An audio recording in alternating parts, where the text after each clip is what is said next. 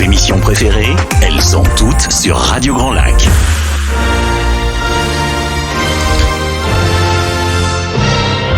Your English Weekly.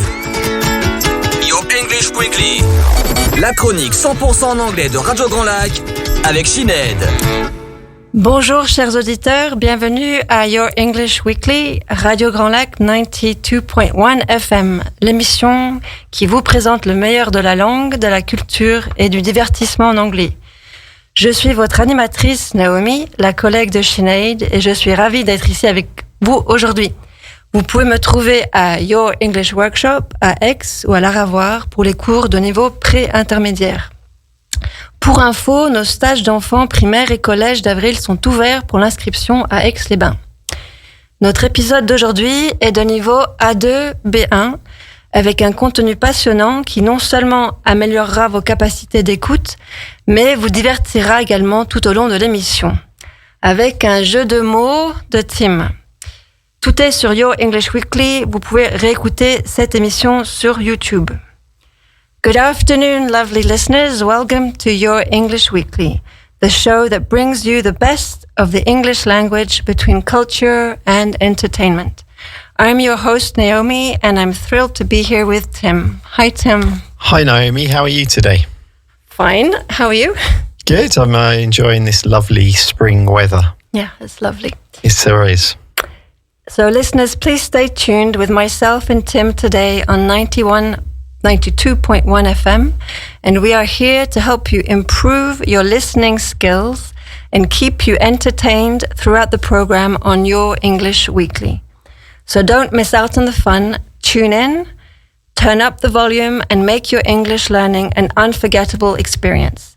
Stay with us right here on 92.1 FM, and of course you can find the articles on yourenglishworkshop.com. Click on Your English Weekly.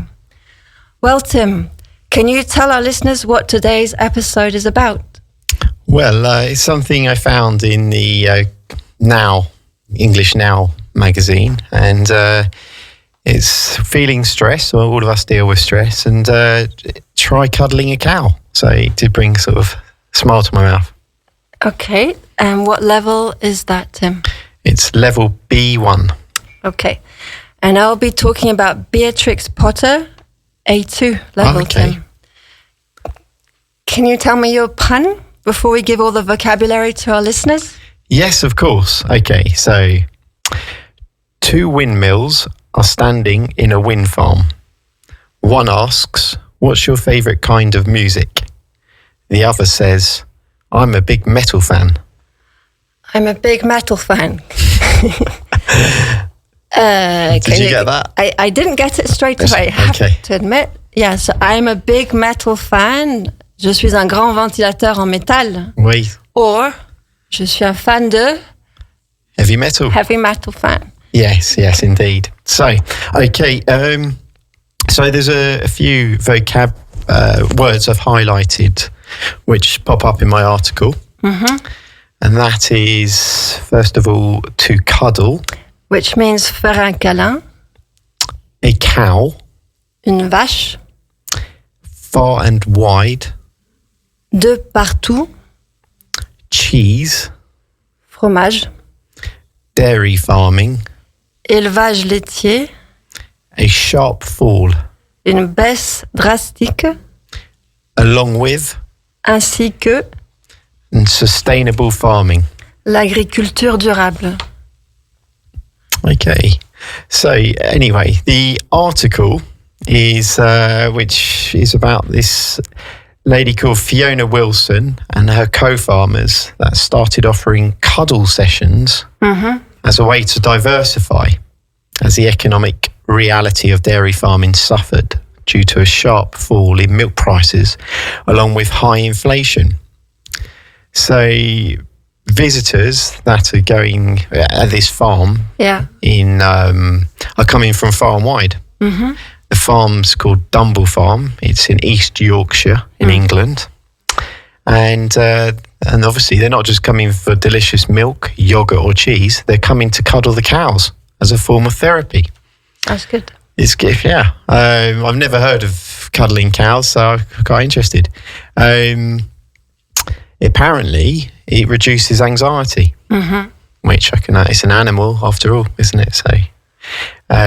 So take a look on TripAdvisor and read the many reports from people who recommend a cow cuddle and how relaxing it is. I would never have thought you could approach a cow, actually. No, it shows there must be a lot of vegan, vegetarian enthusiasts there, for sure. Yeah, so if you're in Northern England, give them a visit. While you're there, you can also learn about conservation and sustainable farming too. Okay, so moving on from my article, Naomi, what are you going to speak about? So I'm going to speak about Beatrix Potter.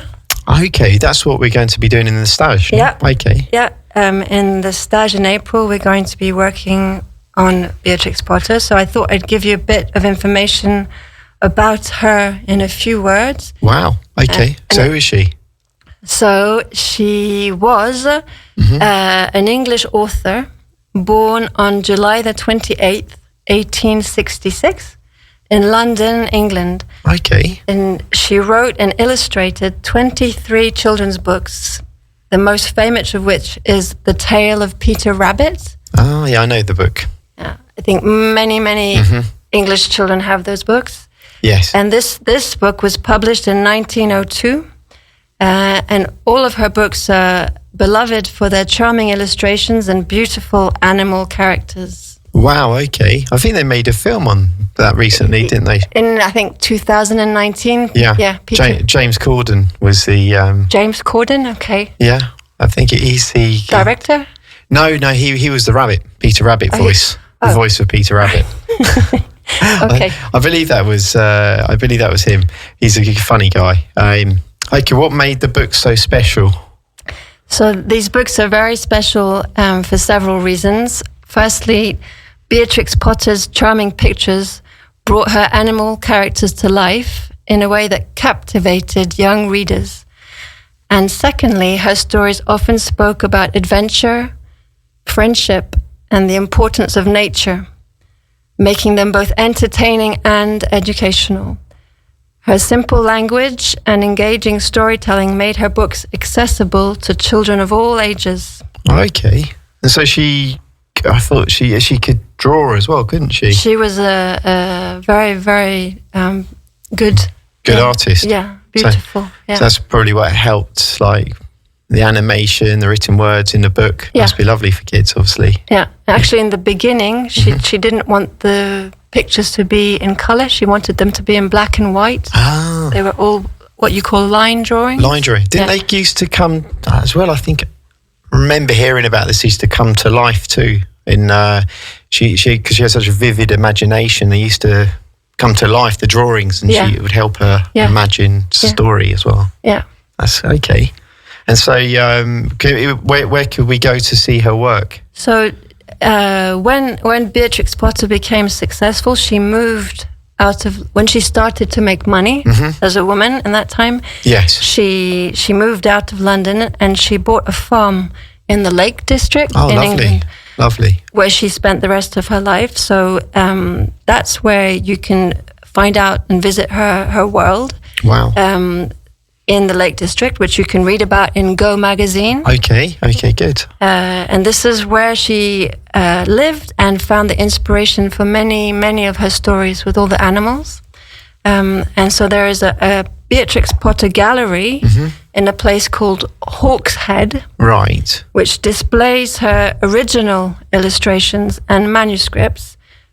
Okay. And to display means exposer. Right, okay. Yeah, so there's the gallery and there is also a Beatrix Potter Children's Museum. Right. In a place called Bowness on Windermere. Oh, okay. Which is where she lived, and Windermere is a lake. Yeah, Lake Windermere, of course. You know. Familiar with that. Yeah, there's lovely lakes around in the Lake District. Okay. Yeah. Yeah. So where did she live? She lived in a farm called Hilltop. Right. On the top of a hill. Okay. Yeah, and that farm has now been turned into an interactive museum. Oh, splendid. Based on her stories. Yeah. Okay, well, it'd be nice to visit there one day, maybe perhaps if you get the opportunity. And so these locations provide an excellent opportunity to learn more about her life and her work. Yeah. Okay.